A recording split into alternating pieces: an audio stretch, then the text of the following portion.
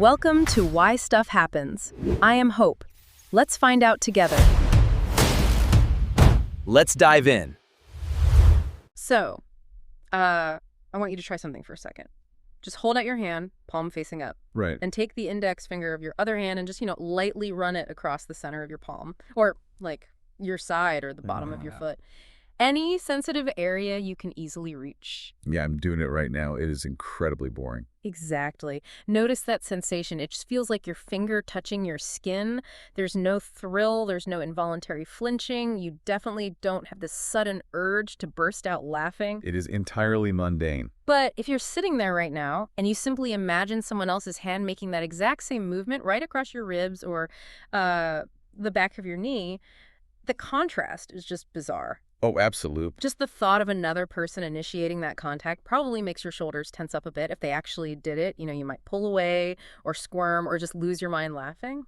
So why does our own touch feel completely neutral while the exact same physical friction from a stranger or friend creates this uncontrollable physical reaction? I mean, that contrast is one of the most deceptively complex mysteries in human biology. Right. We treat ticklishness like this childhood game, but the actual mechanics behind it have frustrated scholars for millennia. I mean, you can look at Plato's Philebus, where Socrates is debating this bizarre mixture of pain and pleasure involved in tickling. Wait, Socrates was debating tickling? Oh yeah, and Galileo too. He noted that a touch on the shoulder feels entirely different from a touch on the sole of the foot. He argued that the tickle isn't in the feather, it's actually in the perceiver. Wow. Okay. Even Charles Darwin dedicated significant portions of his writing to the link between tickling, social play, and, the evolution of humor itself. But for centuries, all of those brilliant minds were essentially flying blind, right? They were just making philosophical guesses. Totally. But modern neuroscience has recently started to map the actual circuitry of this phenomenon, and today we're going to trace that exact circuitry for you. It is a wild ride. It really is. So we're starting at the surface of the skin to untangle the different biological types of tickles. Then we're diving deep into the brain's motor cortex to witness how it actively predicts the future to alter your physical reality. Yes. We're going to look at some incredibly elaborate experiments involving robotic arms that basically manipulate time and space to trick the brain. And finally, we'll debate what this strange reflex reveals about survival, social bonding, and how our minds construct our sense of self. So to crack this open, we really have to define our terms first. Because if we are going to look at the neurology, we just cannot treat all quote-unquote tickles as the exact same sensory event. Right. Not all tickles are created equal. Exactly. The scientific community has drawn a really hard line between two completely distinct physical sensations. And this goes back to 1897. Okay. That's when psychologists G. Stanley Hall and Arthur Allen published one of the first major empirical studies on the topic. And they coined two specific terms, nismesis and gargalesis. Okay, let's break this down for everyone. The first one is nismesis. Yeah, so nismesis is the light, feather-like sensation. Think of a very low level of stimulation, just lightly moving across the skin. Like a bug or something. Precisely. And crucially, it does not induce laughter.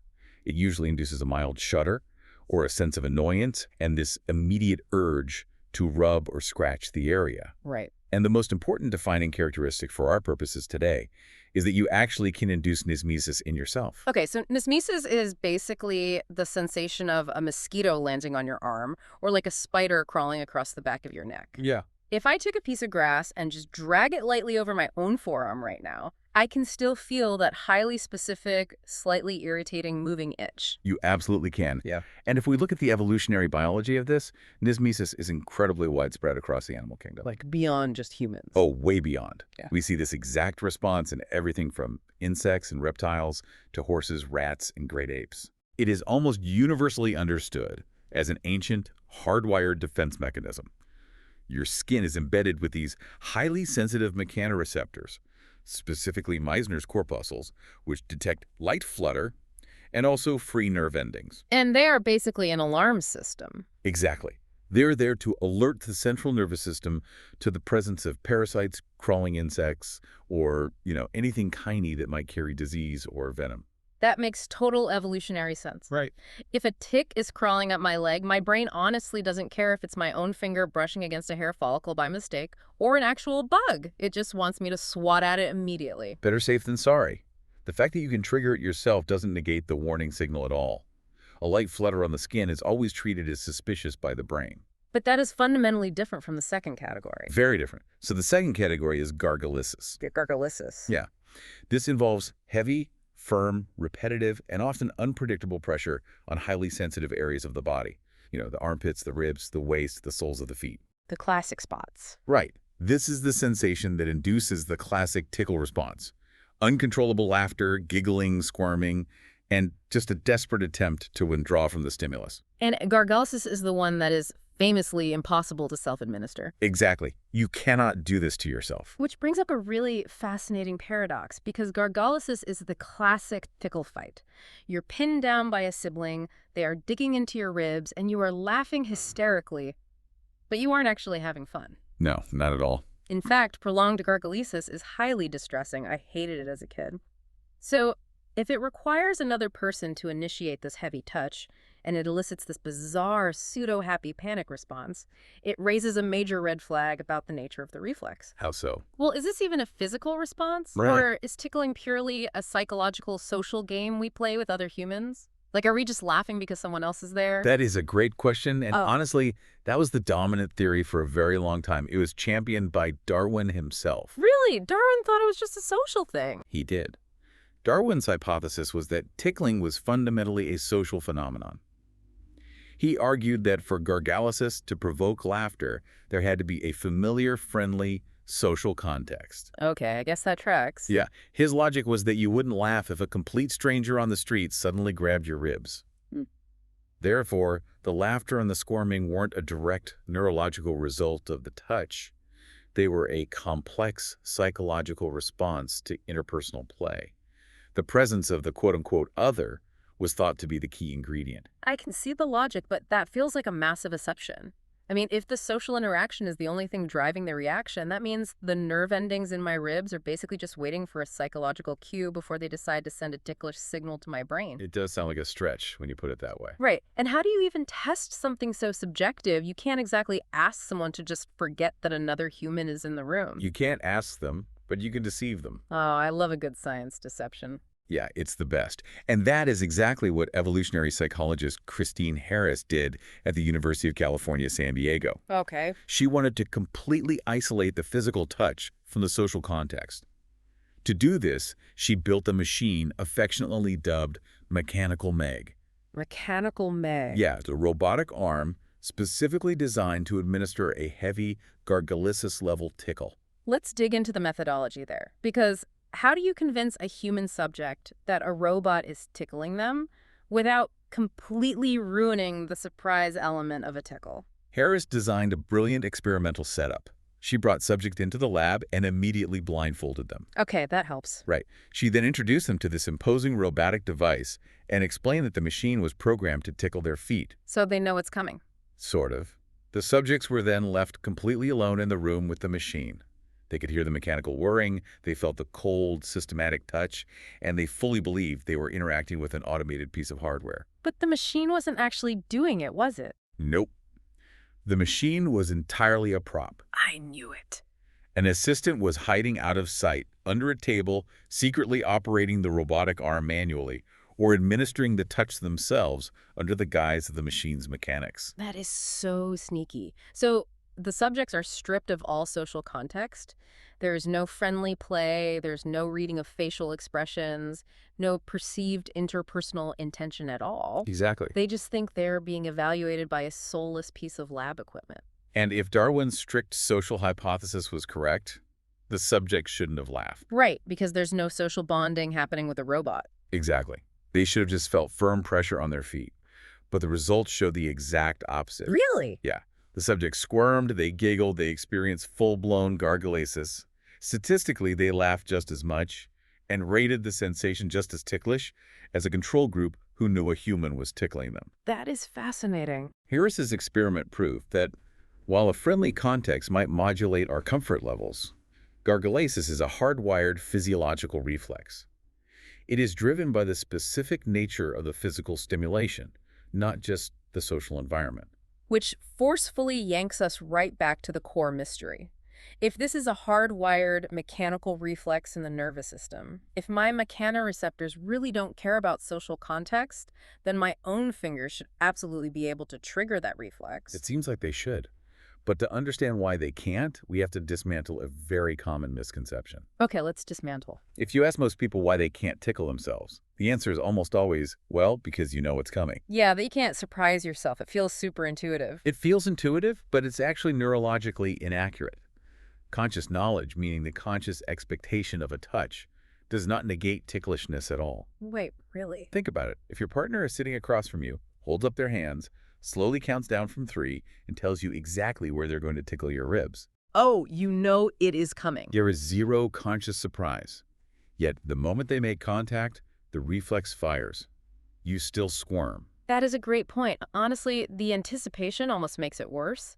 So if conscious awareness isn't the filter, what is? The filter operates deep in the subconscious, embedded in the very architecture of how the brain executes movement. Okay. Every single time you move, whether you are reaching for a glass of water or moving your hand to touch your own rib cage, your motor cortex fires a command down your spinal cord to your muscles. Right. Signal to move. But it doesn't just send one message. It creates a carbon copy. A duplicate command. Yes, in neurobiology, this duplicate is called an efference copy, or sometimes a corollary discharge. Efference copy. Got it. The concept was actually proposed independently by 2 groups in the mid-20th century, Erich von Holst and Horst Mittelstadt in Germany, and Roger Sperry in the U.S. What did they figure out? They realized that the brain absolutely needs a way to distinguish between sensory changes caused by the outside world and sensory changes caused by its own movements.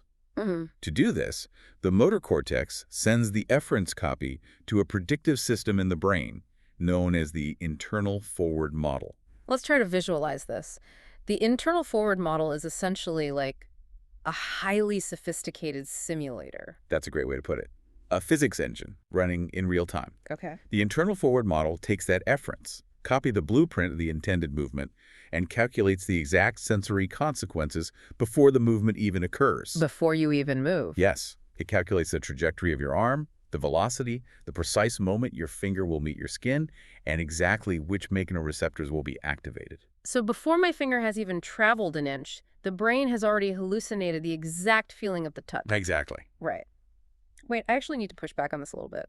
Because we often use analogies for this, like a sound engineer at a concert. You know, a sound engineer turning down the volume on a mixing board when they know a massive bass drop is coming. Right, that's a common analogy. But sound engineer operates on a fixed set list. They have a piece of paper. The brain has to know exactly what the sensory feedback should be for every possible movement in 3-dimensional space instantly.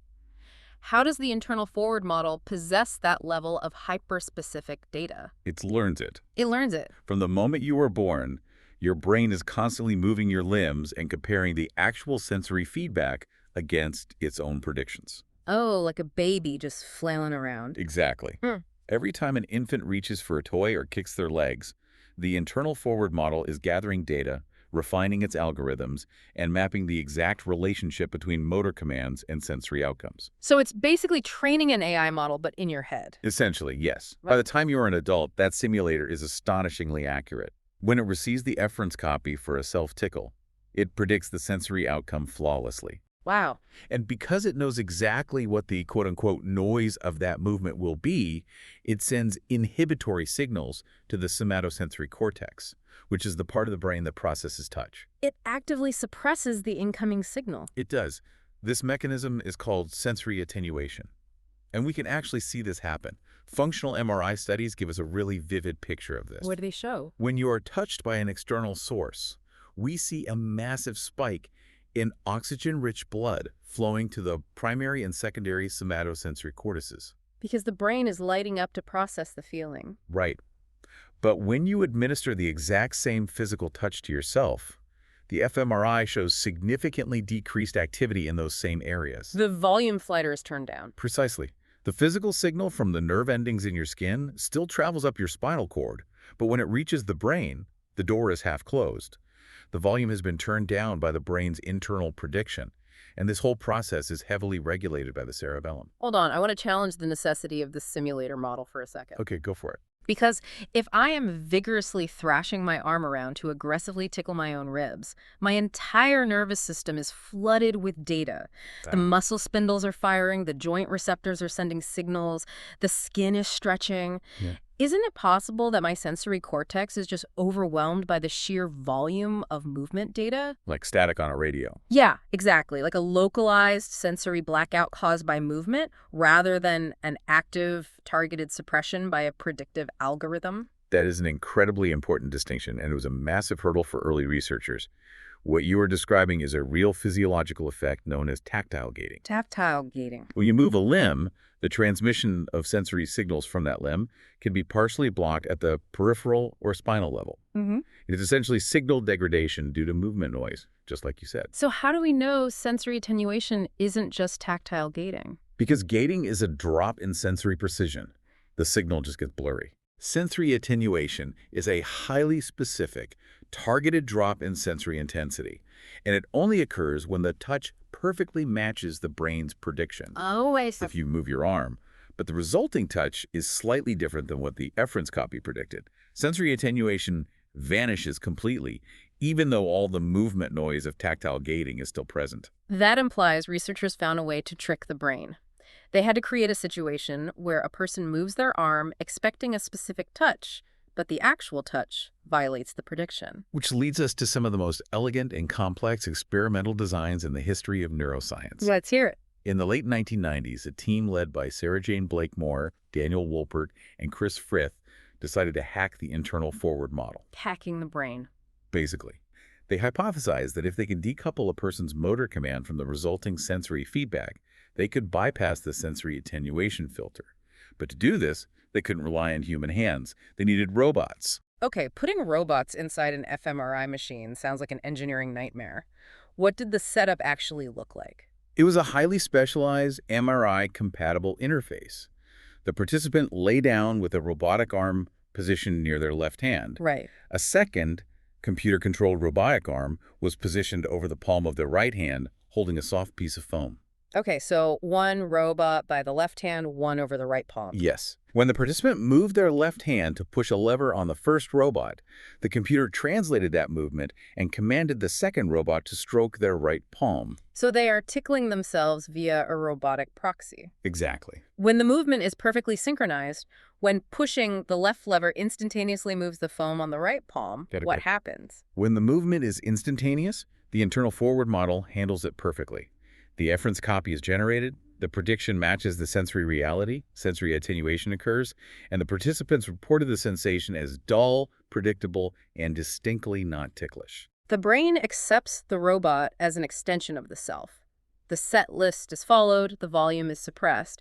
But the researchers didn't stop at instantaneous touch, did they? Far from it. They introduced a temporal delay. Oh, they added lag? Yes. They reprogrammed the computer so that when the participant moved their left hand, the robot over their right hand would wait 100 milliseconds before making contact. Okay.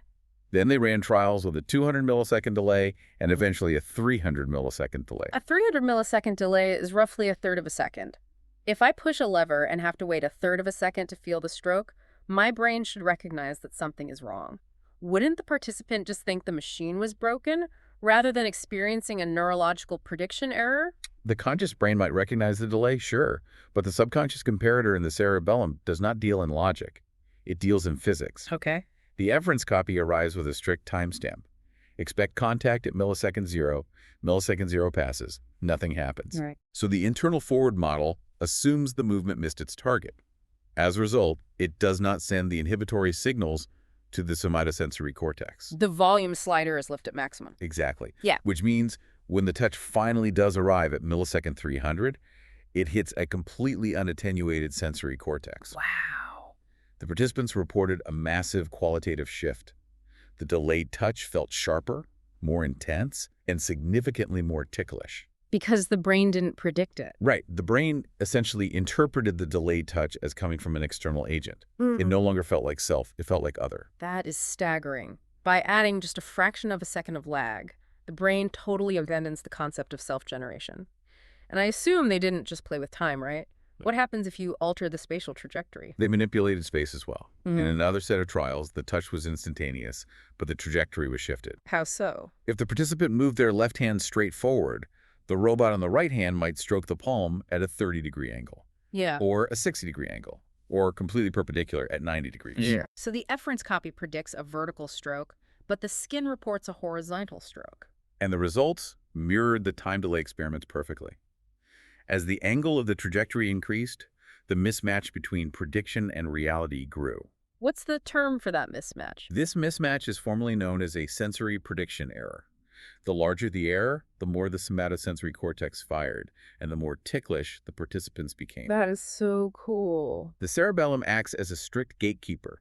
If the sensory feedback doesn't match the blueprint down to the millimeter in the millisecond, the gate opens and the full intensity of the world floods in. You know, this research has massive implications way beyond tickling. Oh, absolutely. If the cerebellum is constantly calculating the difference between predicted self-touch and unexpected external touch, this is fundamentally how the human brain generates the boundary between me and the rest of the universe. It really is the bedrock of our sense of agency. In fact, studying these mechanisms has provided profound insights into certain psychiatric conditions. Like what? Well, for instance, in schizophrenia, some patients experience auditory hallucinations or delusions of control where they feel their own movements are being guided by an external force. Okay, yeah. Researchers, including Chris Frith, have utilized this exact framework to study those symptoms. If a person's internal forward model fails to properly attenuate their own internal speech or their own motor commands, their own thoughts or movements generate a sensory prediction error. So their brain treats it like an external signal. Exactly. The brain, functioning perfectly logically based on flawed sensory data, concludes that since the sensation wasn't attenuated, it must have been generated by someone else. We definitely have to tread carefully there to ensure we aren't suggesting a tickle test as a diagnostic tool for schizophrenia. But the underlying mechanism, the way the brain tags data as self or other, is the exact same circuitry. Yes, the core processing is the same. The brain is basically an inference machine, constantly hallucinating reality from the inside out and using sensory errors to correct itself. But that brings up a glaring vulnerability in the system. What's the vulnerability? If the brain is a learning machine, what happens when the environment permanently changes? How do you mean? Let's go back to the robotic arm with a 300 millisecond delay. If I sit in that MRI machine for an hour, pushing the lever and getting tickled a third of a second later, doesn't my internal forward model eventually realize that my body now has a new set of physics? Right. If the brain learned the rules of movement when I was an infant, shouldn't it be able to update the algorithm to account for the robot's delay? That is a phenomenal question, and it is exactly what researchers tested next in sensory motor adaptation studies. Oh, they tested it. They did. They wanted to see the limits of the brain's neuroplasticity in real time. So they took participants and subjected them to hundreds of consecutive trials of delayed self-tickling. Hundreds. We were talking up to 500 repetitions, where every self-generated movement resulted in a touch exactly 100 milliseconds later. 500 repetitions of delayed robotic tickling. The dedication to science is just impressive. So did the brain update the physics engine? It absolutely did. Over the course of those 500 trials, the participants' ratings of ticklishness steadily dropped. No way. The cerebellum was actively rewriting the efference copy blueprint. It learned the new rule. It basically said, okay, in this environment, motor command X results in sensory feedback Y plus 100 milliseconds. Wow. Once the new rule was established, the delayed touch became the expected baseline. The forward model predicted it accurately, and sensory attenuation returned. The ticklishness faded away. The brain successfully integrated a robotic delay into its definition of self. That is terrifyingly adaptable. But wait. Yeah. If the brain has rewritten the rulebook to expect a 100 millisecond delay, what happens if you suddenly turn the delay off? The trap snaps shut. Did they do that? They did. Researchers suddenly removed the program delay without warning their participants. When the subject pushed the lever, the robotic touch was instantaneous, happening at the exact same millisecond as the motor command. But the brain is no longer expecting an instantaneous touch. It is expecting a delay. Precisely. Well, actually, the mechanics of that are exactly as you deduce. The instantaneous touch, which normally would be perfectly attenuated, arrived 100 milliseconds early according to the brain's newly updated algorithm. Oh, man. It generated a massive sensory prediction error. The participants found their own instantaneous, perfectly synchronized self-touch to be incredibly ticklish. That is mind-bending. You can literally train a human being to be tickled by their own immediate touch simply by getting their brain addicted to a delay and then taking the delay away. Exactly. The reality we experience has nothing to do with objective physical contact. It is entirely determined by the delta between what the brain expects and what actually happens. That delta, the prediction error, is the only thing that commands our attention, which really forces us to look at the macro level purpose of this entire system. Yeah, why do we have this? Why did evolution construct this wildly energy-intensive, constantly updating predictive matrix just to manage sensory input? If we look at the sheer processing power required to maintain an internal forward model for every muscle fiber in the human body, the evolutionary payoff must be monumental. What are the leading theories on the ultimate purpose of this system, specifically as it relates to gargalesis? This is where we transition from hard neurological facts to evolutionary hypotheses. And to study this systematically, researchers have built dedicated spaces, like Constantina Kiltani's lab in the Netherlands. A tickle lab. Basically, they utilize standardized mechanical tickle chairs with motorized foot play stimulators. Wow. This allows them to deliver the exact same physical stimulus to hundreds of participants while monitoring fMRI data, skin conductance, heart rate, an incredibly rigorous environment. A clinical tickle chair honestly sounds a bit dystopian, but the data must be invaluable. What are the competing theories emerging from this kind of research? There are two main evolutionary camps. The first camp focuses on the defensive nature of the reflex. Defense. Oh. Look at the areas of the human body that are most susceptible to gargalesis. The armpits, the neck, the ribs, the soft underbelly. Yeah, all the soft spots. Exactly. These are areas heavily clustered with vital organs and major arteries, and they're largely unprotected by thick bone. So they are the most physically vulnerable targets in hand-to-hand combat or like a predator attack. Right. The hypothesis suggests that gargalesis evolved as a mechanism to teach young humans to defend these vulnerable areas. Through play. Exactly. When a parent or sibling tickles a child's ribs, the child's uncontrollable squirming, blocking, and withdrawing are identical to the maneuvers required to protect those areas in a real fight. That makes a lot of sense. The laughter, in this context, is an evolutionary trick. It serves as an appeasement signal, ensuring that this mock combat remains playful and doesn't escalate into actual aggression. The child is learning vital self-defense without the risk of real injury. That completely contradicts Darwin's pure social theory. Under the defense hypothesis, the social bonding is almost a byproduct. The primary goal is combat training. But what about the other camp? What is the alternative theory? The opposing view, often associated with researchers like evolutionary biologist R.A. Foley, suggests the social bonding isn't a byproduct. It is the entire point. Because we're social creatures. Exactly. Humans are a hypersocial species. Our survival depends entirely on the cohesion of the tribe. The gargalesis reflex forces physical proximity, touch, and reciprocal interaction. And laughter feels good. It does.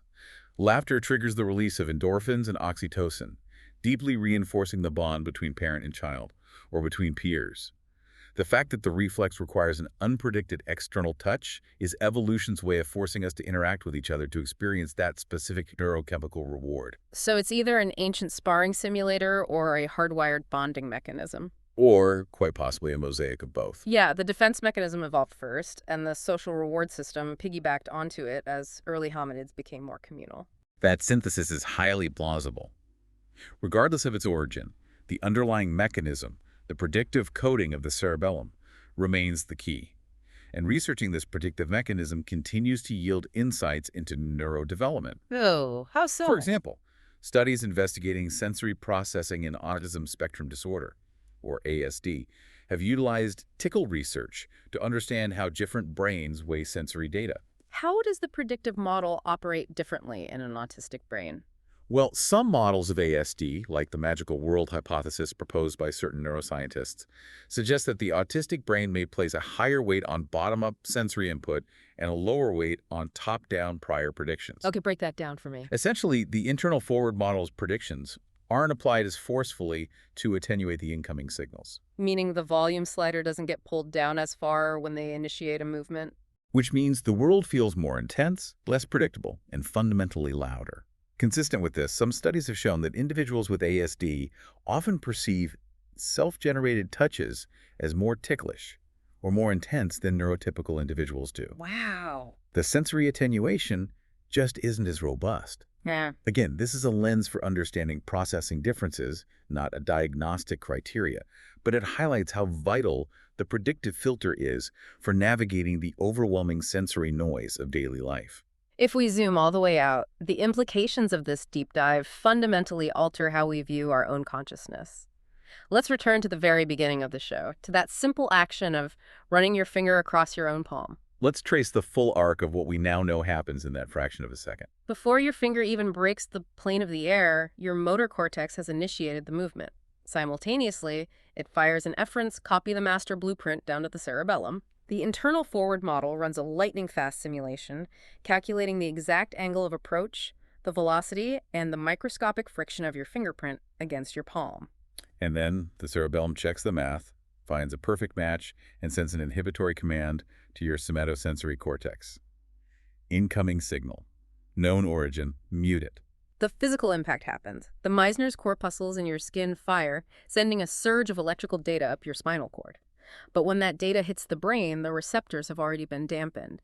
You feel the touch, but it is stripped of its intensity, its surprise, and its ability to trigger the gargalesis reflex. You remain completely untickled. But when a friend reaches out or a robot introduces a 200 millisecond delay, there is no blueprint. The cerebellum sits in the dark. Yeah. The somatosensory cortex takes the full, unattenuated hit of the world's chaos, and your body erupts into laughter and defensive squirming. It is a flawless mechanical gatekeeper. It reveals that the brain's primary job is not to passively record reality, but to actively, aggressively predict it so it can filter out the self and focus on the unknown. Which leaves us with a truly profound realization. Every single time you move, every time you shift your weight in a chair, every time you reach for a door handle, every time your tongue brushes against your teeth, your brain is quietly predicting the future. Constantly. It is constantly living a fraction of a second ahead of reality, systematically muting the overwhelming noise of your own physical existence. It does all of this exhausting, invisible work just so it can reserve your conscious attention for the surprises, the threats, and the connections waiting in the outside world. We hallucinate the expected so we can survive the unexpected. So, the next time you accidentally bump into a table or successfully swat a mosquito or find yourself pinned in a tickle fight, take a second to appreciate the astonishing physics engine running silently in the back of your skull. I highly encourage you to safely test this out. Maybe try messing with your own timing and see if you can catch your brain off guard. And if you want to keep unraveling the weird hidden mechanics of the world around us, make sure you follow Why Stuff Happens for another deep dive into everyday mysteries.